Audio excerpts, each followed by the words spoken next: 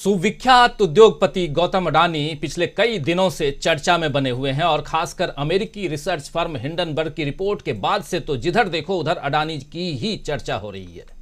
दरअसल अडानी की कंपनी में दुनिया के कई बड़े बड़े फाइनेंशियल इंस्टीट्यूशंस के पैसे तो लगे ही हैं, साथ ही हिंदुस्तान में खासकर LIC और SBI जैसी कंपनियों की भी हिस्सेदारी है जो आम जनता के पैसे से गवर्न होती हैं। ऐसे में जहां आम जनता की नींद उड़ी हुई है तो वहीं अडानी साहब भी कम परेशान नहीं हैं।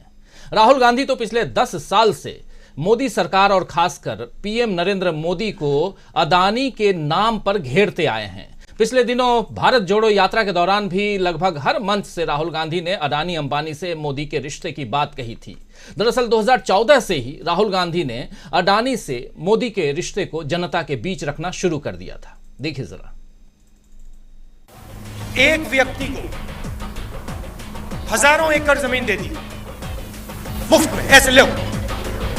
अडवाणी को निकाल दिया, अडानी को अंदर ले आए, कहते हैं भैया अडानी जी की सरकार चलेगी। और फिर जो भी आपका पैसा है, किसानों का, मजदूरों का, आपके एयरपोर्ट, आपके पोर्ट, आपकी सड़कें, किसके जेब में? इनके मालिक के जेब में। पूरा हिंदुस्तान जानता है भाई और बहनों, ये नरेंद्र मोदी जी की सरकार नहीं है, ये अंबानी अडानी की सरकार है। अभी इधर बजट सत्र के दौरान राहुल गांधी और मल्लिकार्जुन खड़गे ने भी मोदी को अडानी के नाम पर घेरने की कोशिश की। हालांकि बाद में दोनों सदनों ने इनके भाषण के कई हिस्सों को कार्यवाही से हटा दिया। सुन लीजिए क्या कुछ कह रहे थे एक तरफ राहुल गांधी और दूसरी तरफ मल्लिकार्जुन खड़गे। हिमाचल में सेब की बात होती है अडानी जी, कश्मीर में सेब की बात होती है अडानी जी, पोर्ट्स की बात होती है अडानी जी, एयरपोर्ट की बात होती है अडानी जी, इंफ्रास्ट्रक्चर। अच्छा, हम सड़क पे चल रहे हैं, मैं पूछूं किसने बनाई? अडानी जी। अचानक ऐसा क्या हुआ जादू कि 2 ही साल में 12 लाख करोड़ हो गए? ये तो लोगों ने यह भी पूछा कि राहुल जी, ये जो अडानी जी जो हैं, इनकी सफलता कैसे हुई? ये इतने बिजनेसेस में कैसे घुस गए?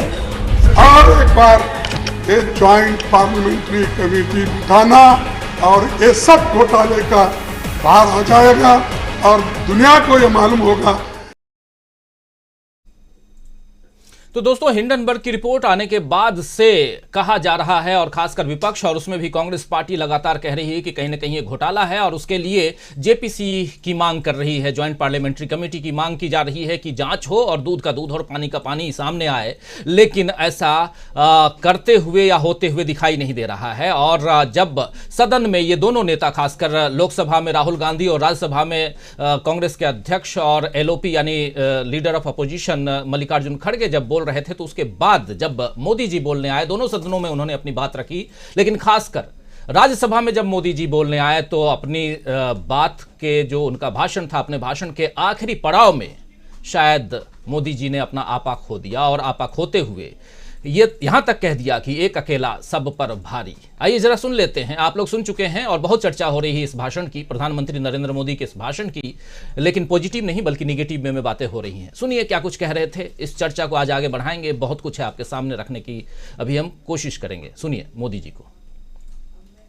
और आदरणीय सभापति जी, देश देख रहा है, देश देख रहा है, एक अकेला कितनों को भारी पड़ रहा है, एक अकेला कितनों को भारी पड़ रहा है। अरे नारे बोलने के लिए भी, नारे बोलने के लिए भी उनको बदल करना पड़ता है। जो भी ये बोलता है घंटे भर से आवाज की जवाब देना। आदरणीय सभापति जी, एक कन्विक्शन के कारण चला हूं, देश के लिए जीता हूं, देश के लिए कुछ करने के लिए निकला हुआ हूं। और इसलिए ये राजनीतिक खेल खेलने वाले लोग, उनके अंदर वो हौसला नहीं है, वो ढूंढ रहे हैं, बचने का रास्ता खोज रहे हैं। आदरणीय सभापति जी, राष्ट्रपति जी के उम्दा भाषण को, राष्ट्रपति जी के मार्गदर्शक भाषण को, राष्ट्रपति जी के तो दोस्तों सवाल ये नहीं है कि कौन किस पर कितना भारी है, सवाल तो यहां यह है कि आखिर मोदी जी को इतना उत्तेजित क्यों होना पड़ा। क्या मोदी जी खुद को घिरे हुए महसूस कर रहे हैं? दरअसल अडानी मामले पर दुनिया भर में चर्चा हो रही है, भारत की साख कमजोर हो रही है। कभी हार्वर्ड यूनिवर्सिटी के बरक्स हार्ड वर्क को रखने वाले मोदी जी अब संसद के मंच से कांग्रेस के खिलाफ हार्वर्ड में रिसर्च की बात करते हुए सुने गए इसी भाषण में। और इधर प्रतिष्ठित पत्रिका इकोनॉमिस्ट ने अपने कवर पेज पर लिखा है, देखिए ये जो पत्रिका है यानी द इकोनॉमिस्ट, दुनिया की जानी मानी पत्रिका, द पैराबल ऑफ अडानी। आप जानते होंगे पैराबल शब्द का प्रयोग खासकर पशु पात्रों के जरिए नीति कथा में किया जाता रहा है, जैसा आप पंचतंत्र या दंत कथाओं में सुनते आए हैं। यानी अडानी प्रसंग के जरिए जो सबक भारत को सीखना चाहिए उसका जिक्र इकोनॉमिस्ट ने किया है। उसमें अपने आर्टिकल के जरिए बताया गया है कि कैसे भारत को सीखना चाहिए अडानी प्रकरण से। खैर, इससे आगे बढ़ते हैं तो उधर ब्लूमबर्ग बिजनेस वीक ने, ये देखिए ब्लूमबर्ग बिजनेस वीक, और जो फोटो है, ये तस्वीर है गौतम अडानी की, उनके नाक पर एक कटी हुई नाक के रूप में देख सकते हैं इसको। और ये बिजनेस वीक ने लिखा है अपने कवर पेज पर कि अडानी की कटी हुई नाक की फोटो के साथ लिखा है कि मिलिए एशिया के सबसे अमीर व्यक्ति से,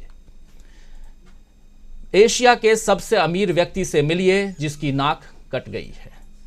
ये लिखा नहीं है, जो बाद में वो ब्रैकेट में कह रहा हूं इसलिए क्योंकि ये जो फोटो है ये बहुत मायने रखती है। क्या इसके जरिए भारत के तरफ इशारा है, भारत की नाक कटने की बात है? और अगर भारत की तरफ इशारा है तो हम भारतीयों को गुस्सा तो आएगा ही, वही बताने की हम कोशिश कर रहे हैं। यहां हम किसी को नीचा दिखाने की कोशिश नहीं कर रहे, लेकिन हाँ, एक इंडियन होने के नाते ये बात तो समझनी होगी कि आखिर किसने नाक कटाई हमारी।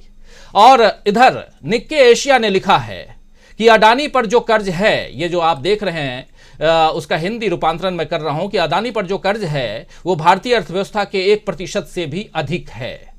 तो कुल मिलाकर दोस्तों अडानी के जरिए पीएम मोदी की साख कमजोर हो रही है। देश में विश्व गुरु का डंका पीटने वाले अब परेशान दिख रहे हैं। अगला सप्ताह बहुत महत्वपूर्ण होने वाला है। हालांकि वीकेंड पर, यानी सैटरडे आज है, और आज वीकेंड पर मोदी जी त्रिपुरा पहुंच गए, जहां जमकर कांग्रेस और वाम दलों को वो कोसते हुए नजर आए। आप जानते हैं कि त्रिपुरा में 16 फरवरी को, इसी महीने, यानी कि आज से ठीक 4-5वें दिन चुनाव है और मतदान है। और वहां प्रधानमंत्री नरेंद्र मोदी भाषण देते हुए वाम दलों को, क्योंकि वाम दल और कांग्रेस पार्टी वहां साथ साथ चुनाव लड़ रहे हैं, उसको वहां कोसते हुए नजर आए। और उधर मल्लिकार्जुन खड़गे हाथ से जोड़ो हाथ अभियान के तहत इस योजना को लेकर झारखंड पहुंचे आज, और आम जनता तक सदन में कही गई बातों, यानी संसद में जो बात कह रहे थे उन बातों को जनता तक, आम जनता तक पहुंचाते हुए नजर आए।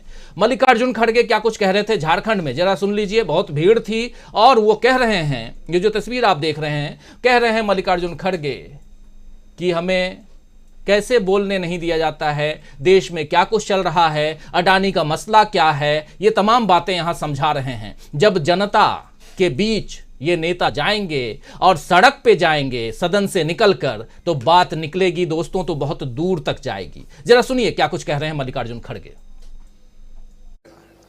वैसा ही पार्लियामेंट में आप देखे होंगे कि उनका उत्तर कैसा था। इतना गुस्से में छाती थपथपा के मार लेते थे। और उनके भाषण में उन्होंने यहां तक भी कहा कि मैं एक आदमी सारे देश के अपोजिशन को भारी पड़ता हूं। इतनी अहंकार की बात उन्होंने करी, यानी उनकी पार्टी भी उनके सामने कुछ नहीं। जो नेता उनको आगे बढ़ाए वो भी कोई बात नहीं है, लेकिन मैं मोदी एक ही इंसान भारी पड़ रहा हूं सबके लिए। अरे भाई, तेरे जैसे बहुत लोग हो गए दुनिया में, और हो भी गए, आगे भी बढ़े, फिर बाद में मिट भी गए। तो ऐसी अहंकार की बात मत करो।